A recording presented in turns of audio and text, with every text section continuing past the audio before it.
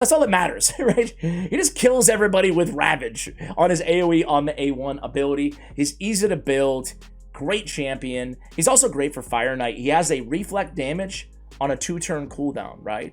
You see a lot of reflect damages, but having one on a 2-turn with the continuous heal as well, great ability. He also has block damage on an ally, which can be helpful as well. So I think that Fellhound is amazing. I mean, there's so many good rare champions, guys, so I apologize if I didn't list your favorite rare. There's the Renegades of the world. There is the Painkeepers of the world. I'm a massive fan of Executioner. Of course, I'm contractually obligated to be a massive fan of Ashwalker. It's basically me.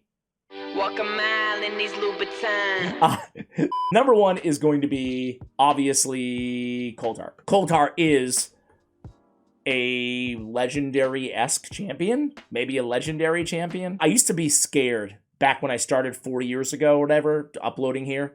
I used to be scared about talking about how good Coldheart was because I feared that they were going to nerf her if everybody was like, she's amazing, she's a legendary. After that, my guess is you'll never hear from him again. But now it's been so many years that I feel like, knock on wood, I feel like we're safe. I know I'm going to be greedy here. Like, I should be talking about how amazing she is. But I would love to see, like, one more rare, just one, in the entire year of 2023 when I'm recording this, like, on the level of Coldheart. Like, a really, really great rare champion.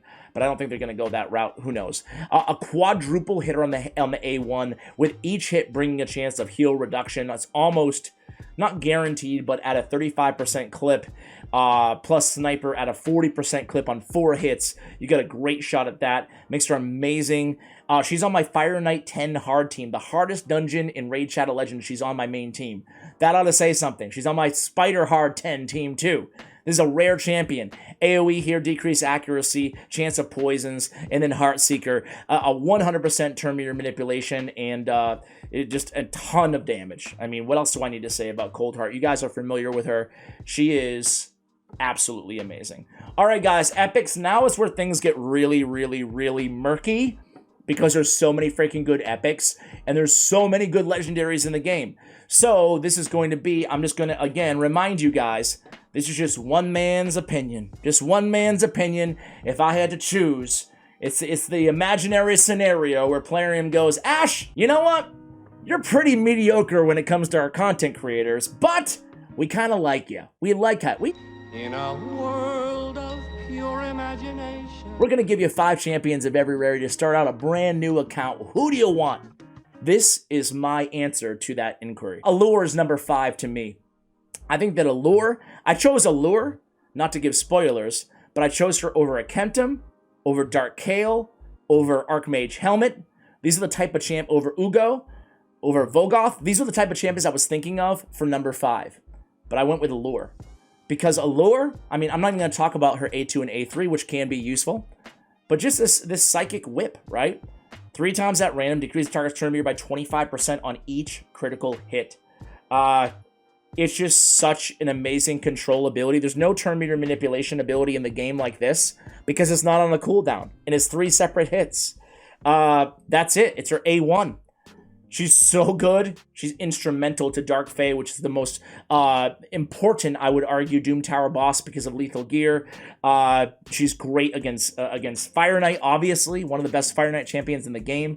Basically, without naming every boss in the game, she's great anywhere that you need to manipulate turn meter. She's the best. There you go. So she's my number 5. Number 4 is going to be none other than, you guys know. If you know me, you know Tagore. Ooh, this guy. I've been singing his name from the rooftops, guys, for so long. You're well aware.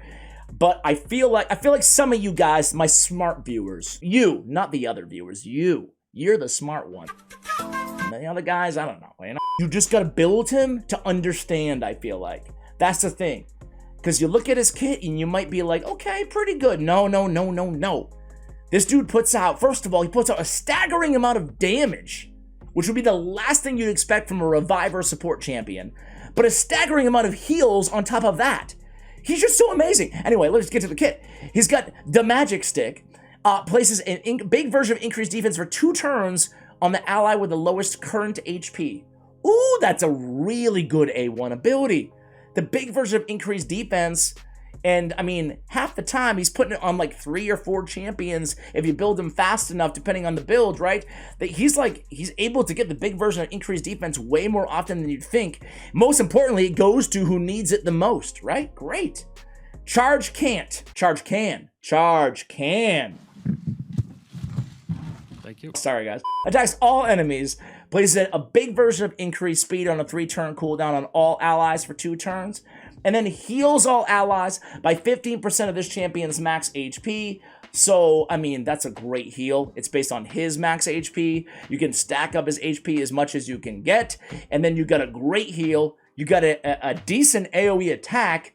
And then you got the big version of increased speed. But wait, there's more. We have a Rise and Fight. Revives all dead allies 30% HP on a 5-turn cooldown. So we got an AoE revive. Places a shield buff on all allies for 2 turns equal to 20% of this champion's max HP. Now the thing about this ability is it is not intuitive just from reading it, but you can use this ability just as part of his cycle. He'll just use it, right? So we have the shield, and now we have the heal on the 3-turn, and now we have a nice girthy shield on a 5-turn as well, right? So he'll just use this ability even if there's nobody dead, which is great. Just a lot of support from this champion. But wait, there's more. Decrease the damage received by allies with less than 50% HP by 10%. So now we have like almost as powerful as a weak strengthen, just always up to whoever needs it the most on our team. Damage mitigators are so valuable in this game. The longer you play, the more you recognize. He's fast, 105 base speed, and he's got HP in all battles by 25%. He is, I mean, I put him on the list over Ursula the Mourner. You know, that's how strongly I feel about Tagore. Just such a great champion. The increased speed, the great heals, the revive, the increased defense, the damage mitigation, the HP aura, the fast base speed for a reviver. Ooh, he's so good. Hopefully I've talked a few of you guys into him. All right, next up, number 3 is going to be Seer. Even though Poison Combust is in vogue right now in Raid Shadow Legends, I'm still a fan of the good old Seer teams, man. I love Seer, I love Karma Burn. It's nice and easy, right? Throw up a bunch of buffs, throw out some debuffs, some decreased defense and some weaken, and just watch her absolutely decimate and really just cause the enemies to evaporate. I love even the animation of the Karma Burn. I mean, you gotta love her, right? You gotta love her. Number 2, I am going with Godseeker Aniri. Godseeker Aniri is truly legendary in the sense that, I mean, she has something that nobody else in the game has, right? She's got the break in case of emergency, fail-safe revival here, increase the amount of healing as well all the time. That's not on a cooldown by 10%. That's a nice little extra passive. But if an ally's about to get killed, it preempts that, puts a revive on death on them before the damage is taken. It really makes her that and Rise of Glory. It's a 4-turn single target revive that resets the cooldown of all their skills. These 2 abilities makes her the best Sand Devil champion in the game. It makes her able to, you know, duo stage 24, stage 25 with champions like Walking Tomb Drang, champions like that, or earlier stages if you're unable to get that far. She's really, really strong. But her A2 is amazing too, guys. Quests for Meaning, an AoE attack, a heal 15%, increase the duration of all buffs, or decrease the duration of all buffs on enemies, increase the duration of buffs on the allies. Man, that's a really good ability. And then a heal on the A1 as well. Man, Godseeker's incredible. And then, by the way, massive, massive honorable mention. I think the next guy on the list would have been Deke. Why not? Only 5 spots. Only 5 spots. All right, number 1, of course, is going to be Geomancer. Geomancer is, again, a champion that does something. This is my definition of what makes an amazing champion, especially at non-legendaries. Somebody who does something better than most of every other champion in the game, or something incredibly unique, like on Godseeker Aniri. The Stone Guard is that. You know, you place the HP burn, 3 turns on a 3-turn cooldown, fully depletes the target's turn meter as well. That's a nice little added bonus there, right? with fills this champion's turn meter by the amount the target loses. I mean, this is a nasty ability. Forget the synergy with the passive. It's nasty. A nasty kit, right? The AoE decreased accuracy, the removal of buffs, steals if they're under the burn, reduces the cooldown of the quicksand grasp if the target's killed. Okay, that doesn't happen that often, but still, whatever. Still a great ability. So we get the weaken, the big version. We get the burn, 3 turn cooldown, and then reflecting all that damage back, or deflect all that damage back onto the enemies with the HP burn placed by this champion. That can result in, well, a ton of damage. Let's just say that, right? An instrumental part of so many different teams, so many different bosses, so many different areas of the game, from Hydra Clan boss to Nether Spider to Iron Twins. I could go on and on and on. Geomancer is a fundamentally quintessential part of so many different teams and comps inside this game.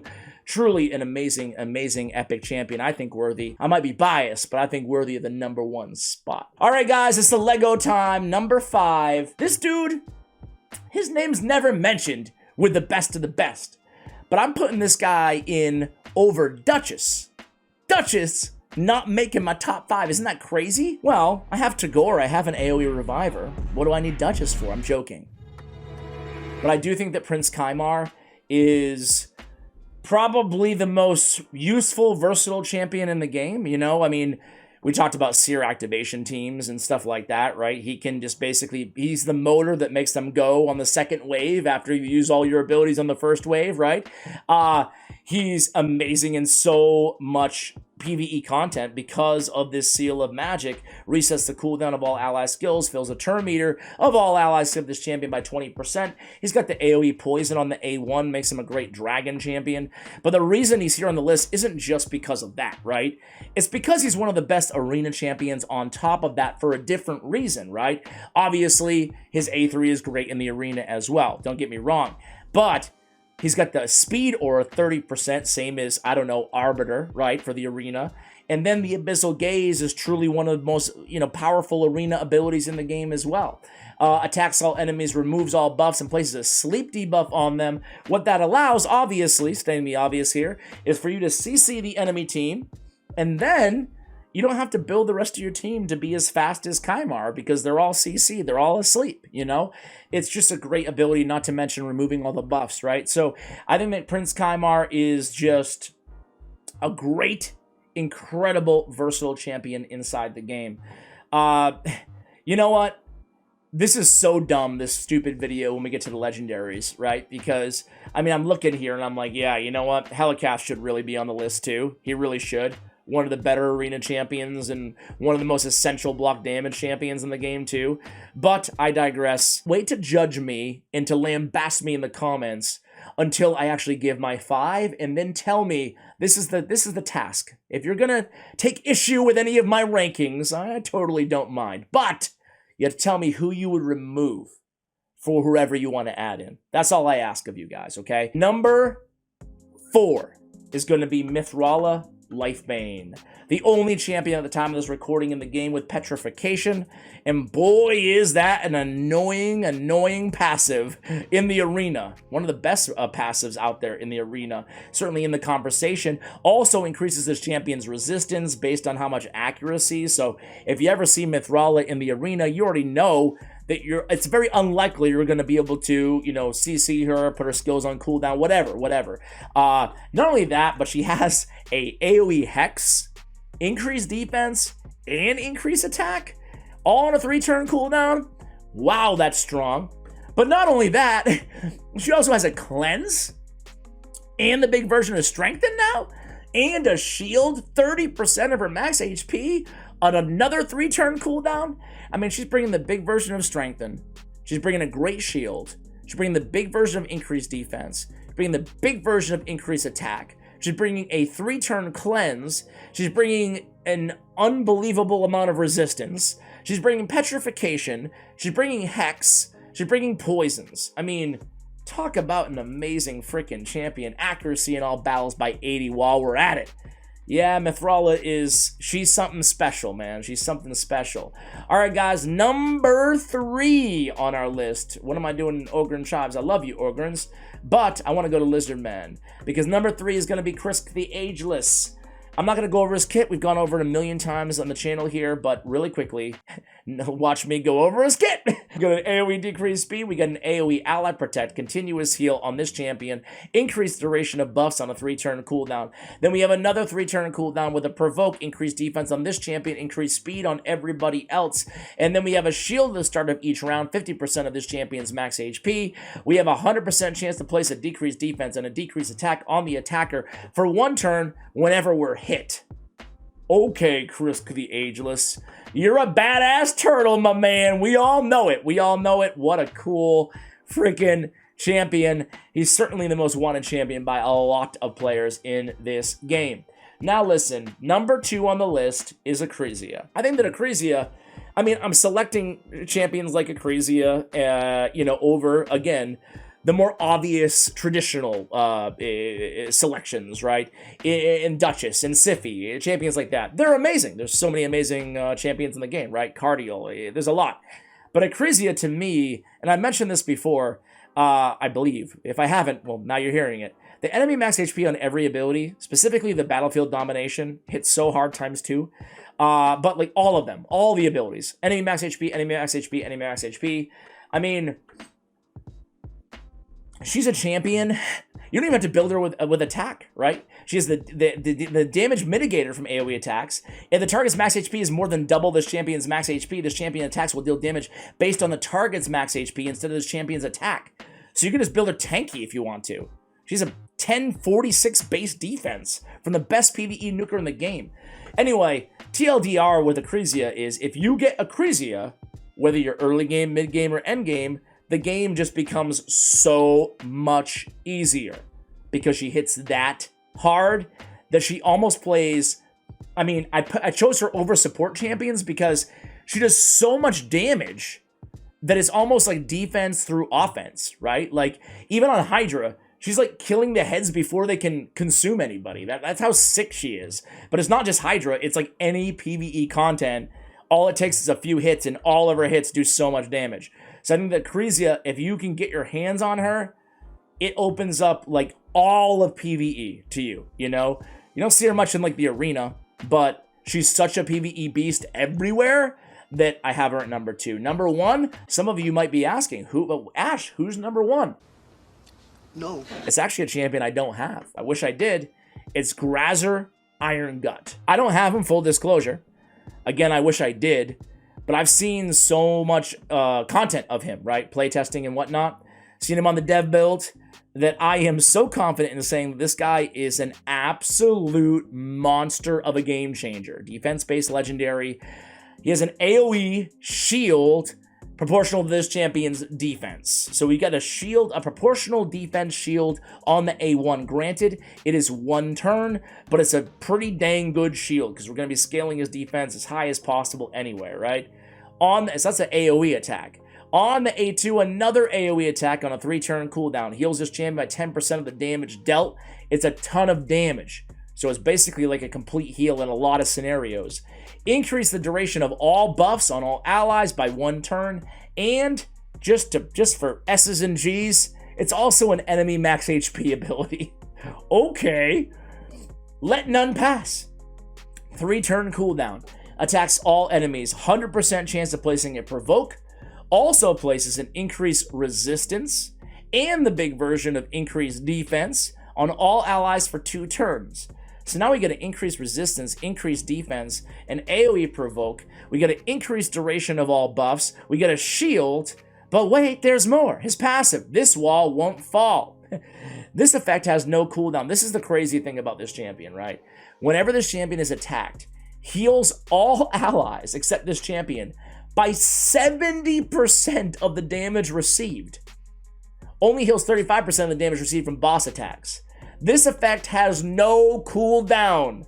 It's not on a 4-turn cooldown. It's just happening whenever he takes damage. A la Vogoth, but a 70% damage, or heal, excuse me. That is insanity, man. Active effect. Just to add something else to this dude's kit, places unkillable buff on this champion for 1 turn before receiving a fatal hit. So they gave him the Leo, the Skull Crown, in addition to everything else. Good luck killing this dude, man. Oof. What do you guys think about this guy? We haven't really... Defense in all battles by 33%. Void Affinity. What do you think? Am I too high on Grazer Iron Gut? To me, you can maybe argue that he shouldn't get the #1 spot, perhaps. But I can't see an argument that this dude is not, with the enemy max HP, with the provoke, the shield, increased resistance, increased defense, the amazing heals, unkillable. Oh man, I want this dude so bad. Guys, there you have it. That's the list. Thanks for chilling with me. Agree or disagree. I always enjoy doing these lists because it sparks some fun conversation in the comments. Guys, sending some love, some positive vibes your way before I let you go today. Thank you. And as always, take care, guys.